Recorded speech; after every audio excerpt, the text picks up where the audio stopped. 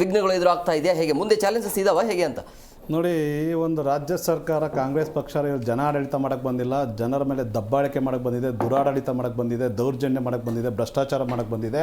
ಇವತ್ತು ಜನ ಬೆಲೆ ಏರಿಕೆ ಮಾಡಿ ಸಂಕಷ್ಟದಲ್ಲಿರೋಂಥ ಟೈಮಲ್ಲಿ ಇವರು ಒಂದು ಸಿ ಎಮ್ ಆಗಿ ಒಂದು ಪದವಿಯನ್ನು ಚೇಂಜ್ ಮಾಡ್ಕೊಂಬಂದರು. 4 ಪೋರ್ಟ್ಫೋಲಿಯೋ ಇತ್ತಲ್ಲ, ನೀರಾವರಿ ಇಲಾಖೆ ಇತ್ತು, ಬೆಂಗಳೂರು ಅಭಿವೃದ್ಧಿ ಇಲಾಖೆ ಇತ್ತು, KPCC ಅಧ್ಯಕ್ಷ ಸ್ಥಾನ ಇತ್ತು, DCM ಸ್ಥಾನ ಇತ್ತು. ಈ 4 ಇಲಾಖೆಗಳು ಏನೂ ಅಭಿವೃದ್ಧಿ ಮಾಡಿದೆ, ಶೂನ್ಯ ಅಭಿವೃದ್ಧಿ ಮಾಡಿ ಇವತ್ತು ನೀರಾವರಿ ಇಲಾಖೆನ ಇವತ್ತು ರಾಮಲಿಂಗಾರೆಡ್ಡಿ ತಲೆ ಕಟ್ತಾ ಇದ್ದಾರೆ ಬಲವಂತವಾಗಿ ಅಂತಂದರೆ ಅವ್ರು ಯಾಕೆ ಒಪ್ಕೊಬೇಕು? ಸೀನಿಯರ್ ಗೊತ್ತು ಅವ್ರಿಗೆ ನೀರಾವರಿ ಇಲಾಖೆಯಲ್ಲಿ. ಅವ್ರ ಪ್ರಶ್ನೆ ಇಷ್ಟೇ, ನೀರಾವರಿ ಇಲಾಖೆಯಲ್ಲಿ ನೆನೆಗುದ್ದಿ ಬಿದ್ದ ಏತಾವರಿಗಳು ಒಂದೊಂದಿದೆಯಾ? ವೀರಭದ್ರೇಶ್ವರ ಏತಾವರಿ ನೀರಾವರಿಗೆ ಇವತ್ತವರೆಗೂ ಹೋಗಿದ್ದಾರೆ DK ಶಿವಕುಮಾರ್ ಅವರು, ನೀರಾವರಿ ಇಲಾಖೆಯಲ್ಲಿ ಇದ್ರಲ್ಲ ಅವರು. ಬಸವೇಶ್ವರ ಏತಾವರಿಗೆ ಹೋಗಿದ್ದಾರೆ, ಏತ ನೀರಾವರಿಗೆ ಹೋಗಿದ್ದಾರೆ ಇವರು. ಅಡವಿ ಸಿದ್ದೇಶ್ವರ ಏತ ನೀರಾವರಿಗೆ ಹೋಗಿದ್ದಾರೆ ಇವರು. ಮಹಾಲಕ್ಷ್ಮಿ ಏತ ನೀರಾವರಿಗೆ ಹೋಗಿದ್ದಾರೆ ಇವರು. ಶಂಕರಲಿಂಗ ಏತಾವರಿ ನೀರಾವರಿಗೆ ಹೋಗಿದ್ದಾರೆ ಇವರು. ಬೆಂಡವಾದ ಏತಾವರಿ ನೀರಾವರಿಗೆ ಹೋಗಿ ವೀಕ್ಷಣೆ ಮಾಡಿದ್ದಾರೆ ಇವರು. ಅಮ್ಮಜೇಶ್ವರಿ ಏತ ನೀರಾವರಿಗೆ ಹೋಗಿದ್ದಾರೆ ಇವರು. ಅದೇ ರೀತಿ ಕಳಂಕೆಗಾವ ಬಸವೇಶ್ವರ ಏತ ನೀರಾವರಿಗೆ ಇವತ್ತವರೆಗೂ ಕೂಡ ವಿಸಿಟ್ ಮಾಡಿಲ್ಲ. ಉತ್ತರ ಕರ್ನಾಟಕರು ಕಣ್ಣೀರಾಗ್ತಾ ಇದ್ದಾರೆ, ಶಾಪ ಆಗ್ತಾ ಇದ್ದಾರೆ. ನೀರಾವರಿ ಇಲಾಖೆಯಲ್ಲಿ ಒಂದೇ ಒಂದು ಅಭಿವೃದ್ಧಿ ಮಾಡದಂತ ಇರುವಂಥ ಒಂದು ಅಸಹಾಯಕವಾದ ಒಂದು ನೀರಾವರಿ ಇಲಾಖೆ ಮಿನಿಸ್ಟ್ರಿ ಇವತ್ತು ಆ ಒಂದು ಪಟ್ಟ ತಗೊಂಡೋಗ್ಬಿಟ್ಟು ರಾಮಲಿಂಗಾರೆಡ್ಡಿ ಕೊಡ್ತೀನಿ ಅಂತಂದರೆ ಅವ್ರಿಗೆ ಗೊತ್ತಿಲ್ಲ, ಕಣ್ಮುಚ್ಚಂಗೆ ಗೊತ್ತಿದ್ದಾರ? ಒಂದೇ ಒಂದು ಅಭಿವೃದ್ಧಿ ಇಲಾಖೆ ಅಂದರೆ ನೀರಾವರಿ ಇಲಾಖೆ.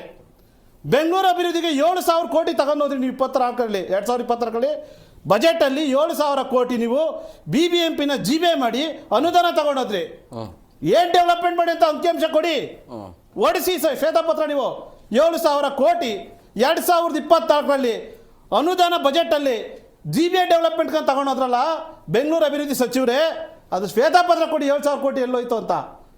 ಇವತ್ತು ನೀವು ಒಂದೊಂದು ಗುಂಡಿ ಮುಚ್ಚಕ್ಕೆ 1,1 ಲಕ್ಷ, ನೀವು ಇವತ್ತು ರೋಡ್ ಕ್ಲೀನ್ ಮಾಡೋಕ್ಕೆ 650 ಕೋಟಿ ಟೆಂಡರ್ ಕರಿತೀರಿ.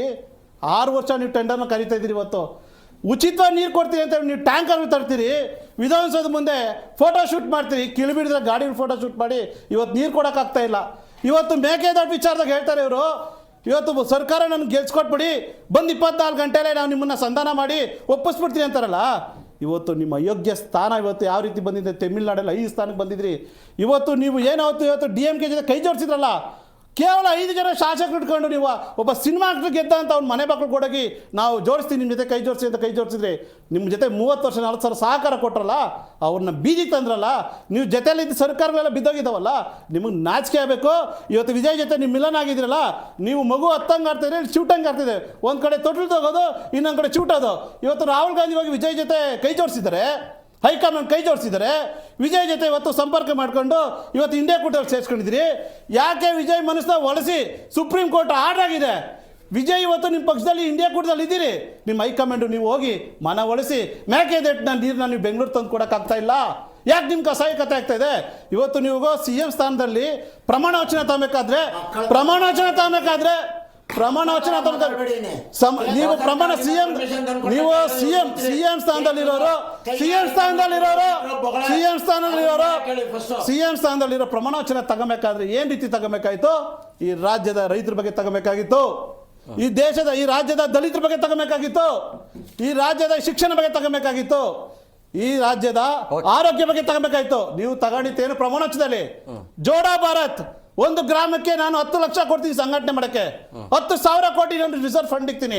ಯಾರು ದುಡ್ಡ್ರಿ? ಯಾರಪ್ಪನ ಮನೆ ದುಡ್ಡು? ನೀವು ಭಾರತ್ ಜೋಡ ಮಾಡಕ್ಕೆ ಯಾರಪ್ಪನ ಮನೆಯಿಂದ ದುಡ್ಡು ತರ್ತೀರಿ? ನಮ್ಮ ರಾಜ್ಯದ 7 ಕೋಟಿ ಜನ ತೆರಿಗೆ ದುಡ್ಡನ್ನ ನೀವು ತಂದು ತೆರಿಗೆ ತಗೊಂಡು ಭಾರತ್ ಜೋಡ ಮಾಡ್ಬೇಕೇನ್ರಿ?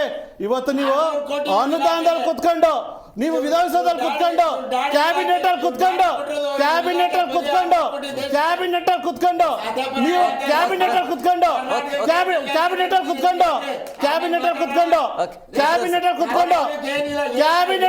ನೀವು ಅನುಬಂಧ ಮಾಡ್ಕೋಬೇಕಾಯ್ತು. ಎಲ್ಲ 224 ಶಾಸಕರ ಮುಂದೆ ಕುತ್ಕೊಂಡು ನೀವು 2,000 ಕೋಟಿ ರೋಡ್ಗೆ, ರಸ್ತೆ ಅಭಿವೃದ್ಧಿಗೆ ನೀವು ಕ್ಯಾಬಿನೆಟ್ ತರ್ಚಬೇಕನ್ನ CM ಪ್ರಮೋಷನ್ ತಗೋಬೇಕಾದ್ರೆ 2,000 ಕೋಟಿ ಅನುದಾನ ನೀವು ಸಿಎಂ ಪ್ರಮಾಣ ಮಾಡೋ ಇವತ್ತು ನಿಮ್ದೇ ಪಕ್ಷದಲ್ಲಿ ಆ ಪಕ್ಷದಲ್ಲಿ ಇದ್ದೀರಾ ಅಂತ ಒಂದು ಬೆಂಕಿ ಕೇಳಿ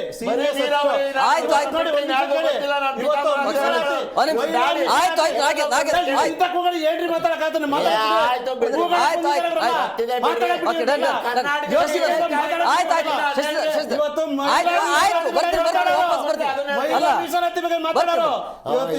ಕ್ಯಾಬಿನೆಟ್ ಅಲ್ಲಿ ಮಹಿಳೆಗೆ ರಿಸಲ್ಟ್ ಮಾಡಿದಾರ ಮಹಿಳೆ ಗೌರವ ಕೊಟ್ಟಿದಾರ ಇಂತ ಒಂದು ನಾಚಿಕೆ ಪಕ್ಷ ಇವತ್ತು ರಾಜೀನಾಮೆ